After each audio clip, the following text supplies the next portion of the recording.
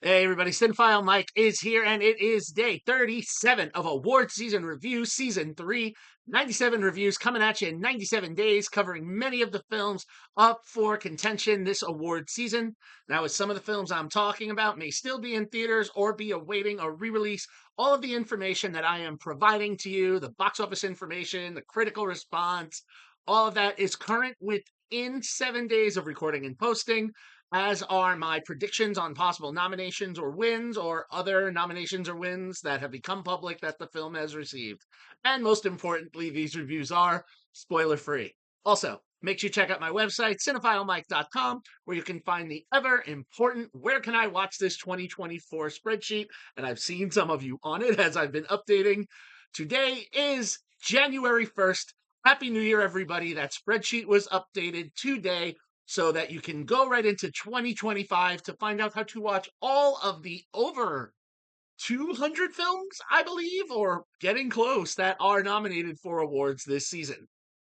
So, before I dive in, let me just again, yes, say Happy New Year. I do hope that 2025 brings you some wonderful viewing experiences. There are so many good films coming out that are slotted for this year. In a couple days, I'm going to be posting my top 10 films of 2024 and my missed opportunities. So I don't like to say the worst of the year because nothing's really the worst, right? But before we get into all of that, we are this week talking about the rest of the Golden Globes, mostly where I'm talking about 7 films that have been nominated for at least one or more Golden Globe awards this season. The Golden Globes are coming up this coming Sunday, January 5th, and so we're going to see what happens. Today, just like yesterday, I'm excited to talk about another film that is definitely in my top 5 for the year, and that is Neon's Anora. Written and directed by Sean Baker, the film is still currently in theaters and it opened earlier this fall. Currently, the film sits with $14,089,824 domestically and $16,157,045 internationally, for a worldwide take that will still be going up of $30,246,869. Critically, the film is certified fresh on both sides, with a 95% critical rating coming from 300 reviews and a 90% popcorn meter coming from over 1,000 audience reviews. Award season wise, the film is currently nominated for 5 Golden Globe Awards. It is nominated for Best Screenplay and Best Director for Sean Baker, Best Supporting Actor for Yura Borisov for his role of Igor, and Best Performance by a Female Actor in a Musical or Comedy for Mikey Madison, and Best Picture, Musical or Comedy. Now, Anora won the Palme d'Or at Cannes, was named one of the 10 Best Pictures of the Year by the National Board of Review, was named Movie of the Year by the AFI, and has had multiple nominations and wins at various award ceremonies and festivals since its debut. I could probably go on for 10 more minutes talking just about its 75 wins and 163 additional nominations, but I will quickly highlight 7 Critics' Choice nods: Best Picture, Best Ensemble, Best Director, Best Original Screenplay, Best Actress again for Madison, Best Supporting Actor again for Borisov, and Best Editing. 5 ISA awards for Picture, Director, Lead Performance for Madison, and 2 Supporting Performance nods for Borisov and Karen Karagulian. And finally, a note that it did win Best International Independent Film at the British Independent Film Awards. Award season that I covered a few weeks ago here on season 3. So, what is this film about? Meet Anora, or as she prefers, Annie. Played by multiple nominee and winner of many awards this season, Mikey Madison, Annie gets by working at a gentleman's club in Brighton Beach, Brooklyn.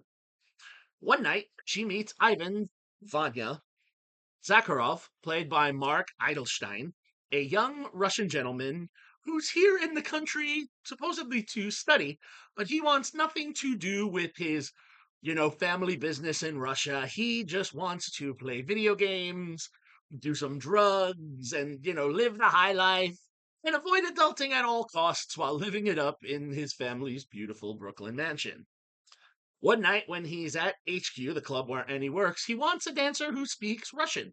His English is meh, And Annie is selected and gets by because we learn that her grandmother immigrated from the country. So while she can understand the Russian, she can't really speak it, but she gets by. And so they get together.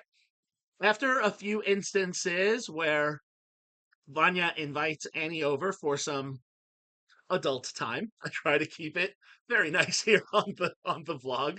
After a few instances and after a fun New Year's party, in a pull from Pretty Woman, after occasionally calling Annie up, Vanya offers Annie $15,000 to spend the week with him to party and hang out.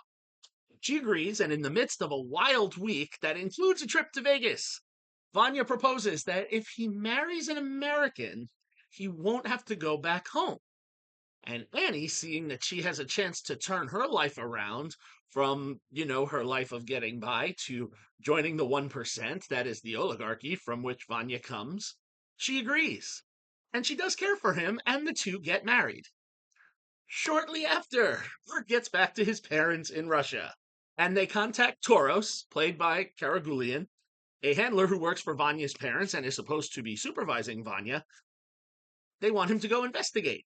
So Toro sends his men, Garnik, played by Vashi Tovmasian, and Igor, played by Borislav, to see what is going on. When Garnik and Igor show up, well, let's just say all hell breaks loose. Vanya wants nothing to do with them, does not want to be taken back, and when he hears that his parents are coming, he takes off. He tries to grab Annie to run out of the house, but Annie is too slow. He runs away. She stays behind, and when she attempts to go, she gets detained by Garnick and Igor.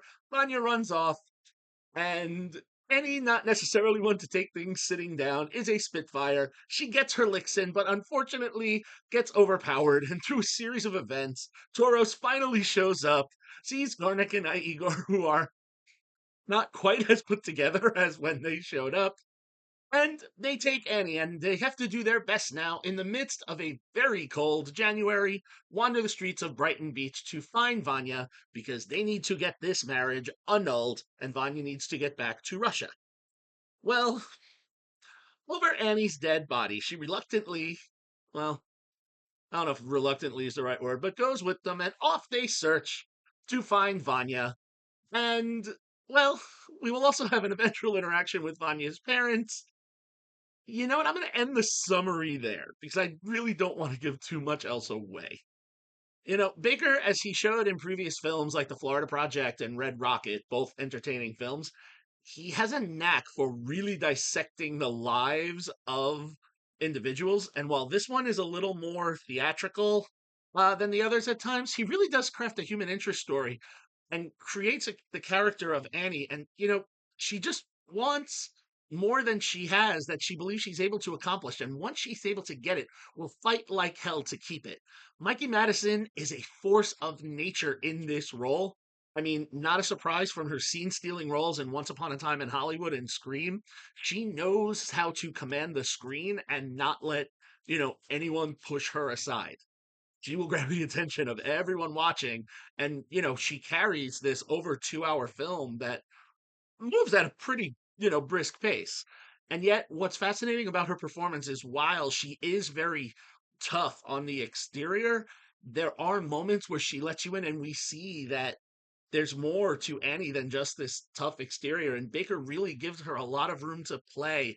And the moments that she has with Borislav, that, to see the chemistry that they have, which is actually a little stronger between those two than hers with Einstein.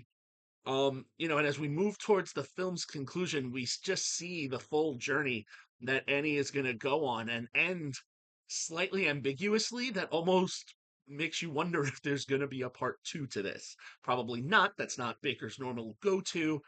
And look, when I went in, I will say at first, after seeing the trailers, I was a little hesitant because while I know Baker to be original, I was kind of just expecting this to be like a Pretty Woman or Cinderella ripoff, which is kind of what they alluded to in the trailers. But this film is so much more than that. So I credit this. I love when a film's trailer is different from the film I get versus showing me exactly what the film is. We all want what we want, and sometimes it's not always in our ability, but we fight like hell. It's that human experience that Baker is so good at putting out there. Um, I could probably keep going on and on, but I think I'm going to stop it there. What Oscar chances does this film have? Well, I think the ones that were definitely the nods we're going to hear are some of the ones that they have been dominating. I think we will definitely hear Anora called for Best Picture, Best Director, Best Original Screenplay, and Best Actress. Best Supporting Actor, possibly. That is a stacked deck this year. Um, but I think those four nominations are definite. As far as could it win any of those, I think its strongest chance is best original screenplay for Baker, and I would like to see Madison, but I don't know. That deck is getting really stacked now, so I think for her it'll be the nomination. The film, if it wins anything, will probably be Best Original Screenplay. Obviously, we'll see what happens at the Golden Globes, which could help its chances. Even though it's different voting bodies, you never know. And, we'll see what nods it lands in a few weeks when the Oscars get called. For me, I'm going to start off 2025 with a five-star film. Five-star film. Anora is excellent, just for the human experience that we get to see on screen. And Baker really created a thought provoking piece of cinema.